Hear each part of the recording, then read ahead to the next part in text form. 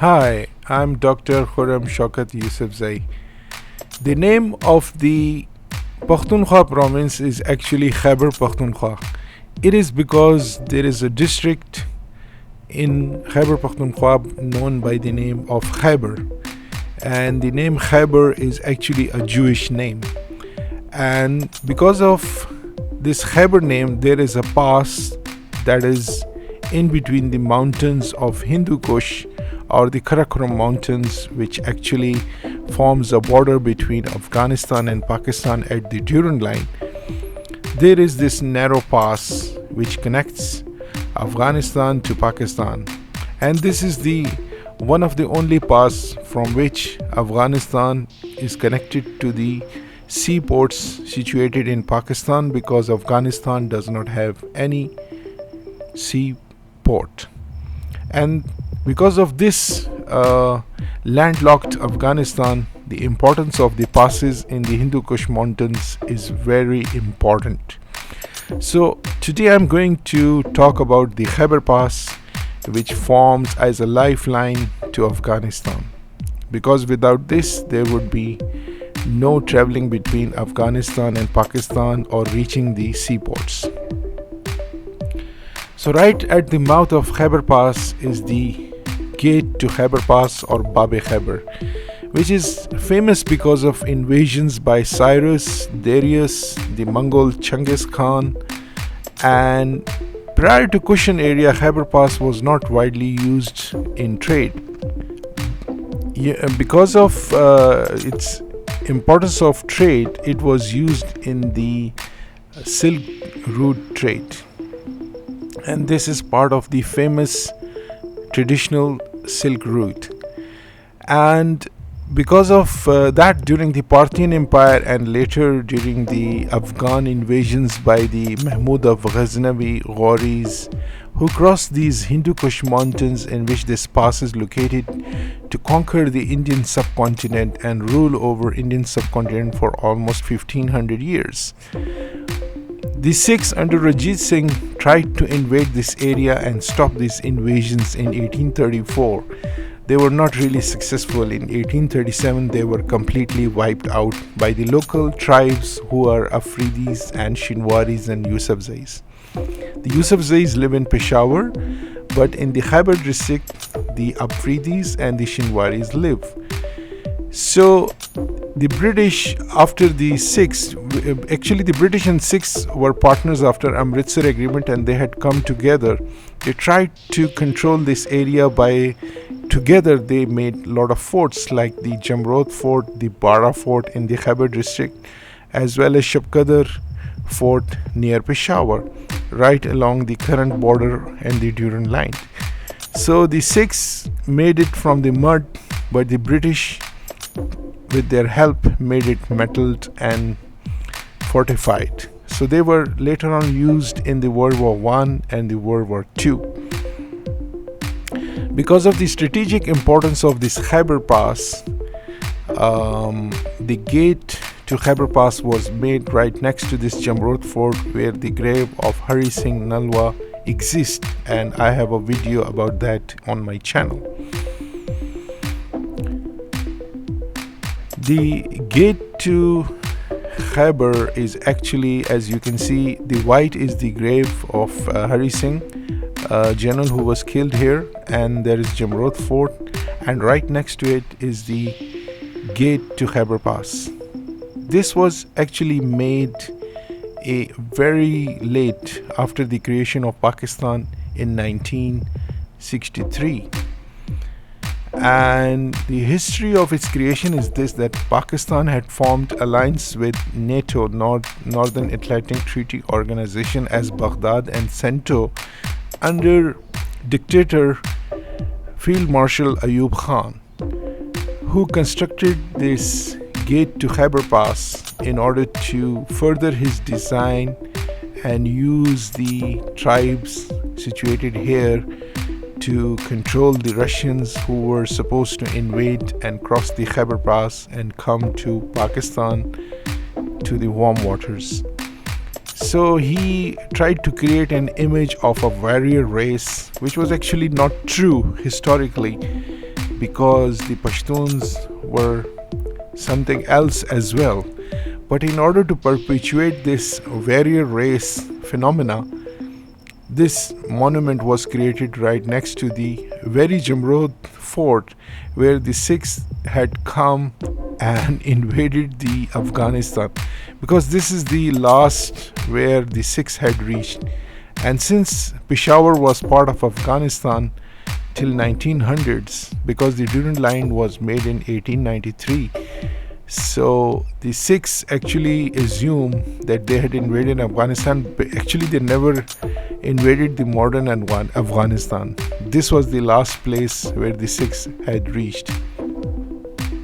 This Khyber Pass was very important because this is part of the Grand Trunk Road, or one of the biggest road in the world, which starts from Kabul in Afghanistan and it ends at the Arabian Sea in the city of Calcutta in Bangladesh. This road actually connects 4 countries, the modern countries of Afghanistan, Pakistan, India and Bangladesh.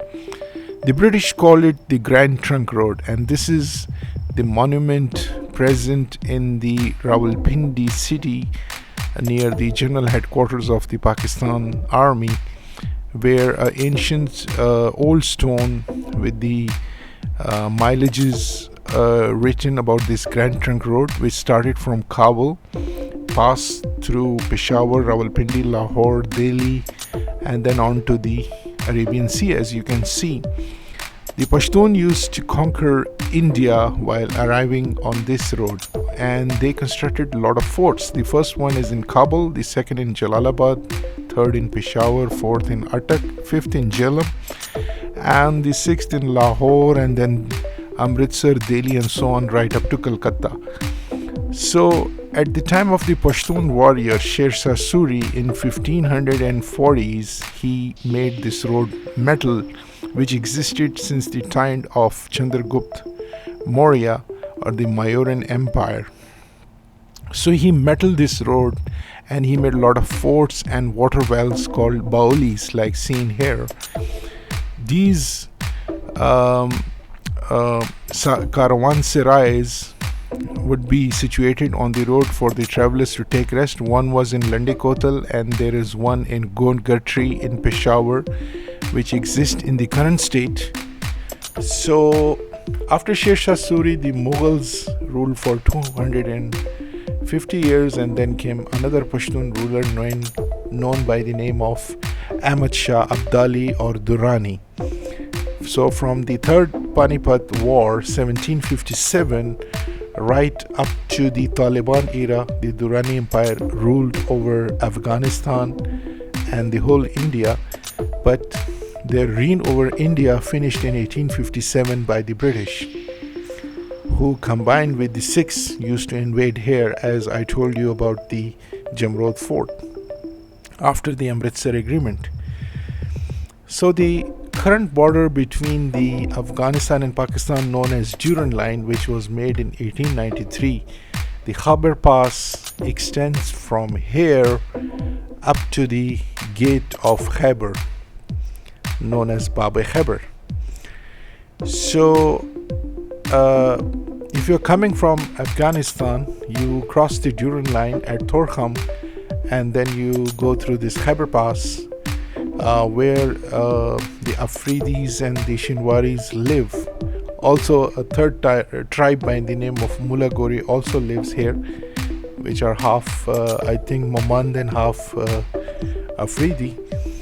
The Yusafzais mainly live in Peshawar district, which is adjacent to the Bab-e-Khyber gate, and they were the ones who actually killed Hari Singh Nalwa by killing him at the Burj Hari Singh area, on which I'll make the next video, which would be informative, and I hope you subscribe to my channel to see that video.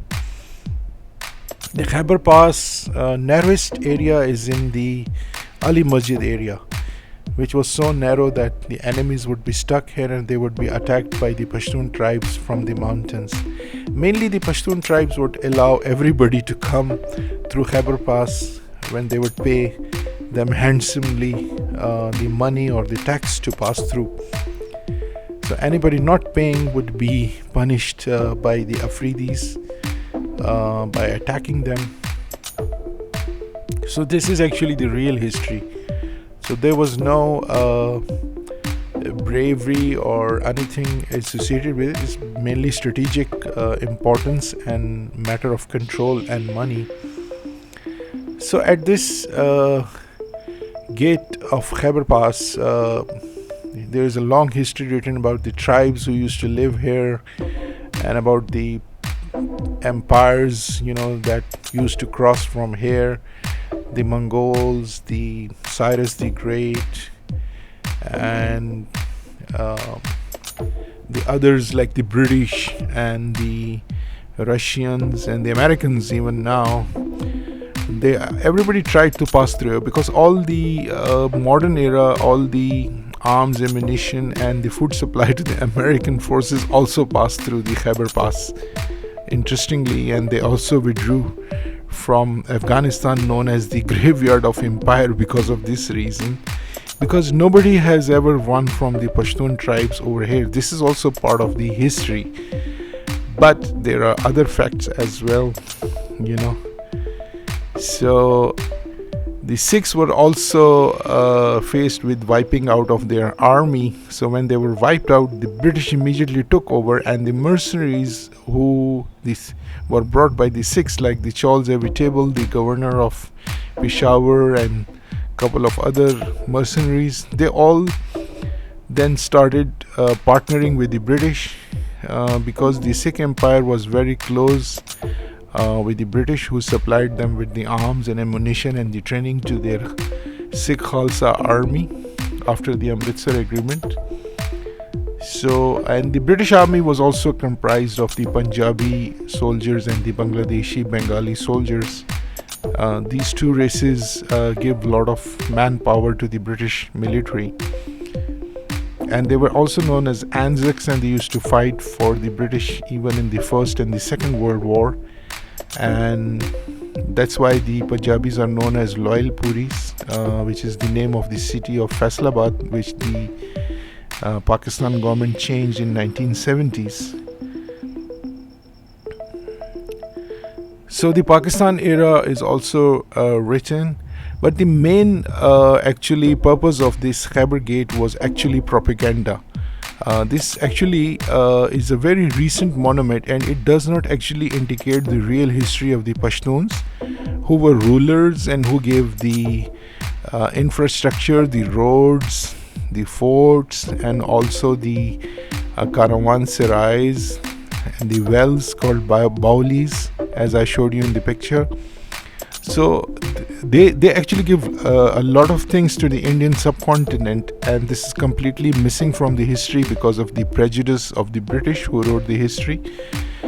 Interestingly, this Khyber Gate is actually in every government insignia in the Khyber Pakhtunkhwa government, and actually the Awami National Party wanted a Pakhtunkhwa name, but it was forcibly made to accept Khyber Pakhtunkhwa.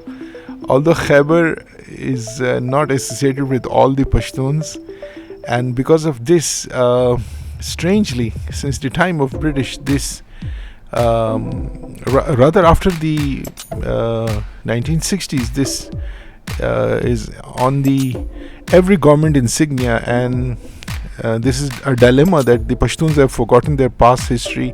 Like the Bala Hisar Fort in Peshawar is more prestigious. It should have been the insignia for a lot of government departments, but it's a mistake to have this monument on the government departments' letterheads. I hope somebody corrects this fallacy of the history and wrong facts, which mostly the Pashtuns also believe, and they bring everybody here to see this gate of Khyber or Babi Khyber, and every dignitary and everybody's forced to come here.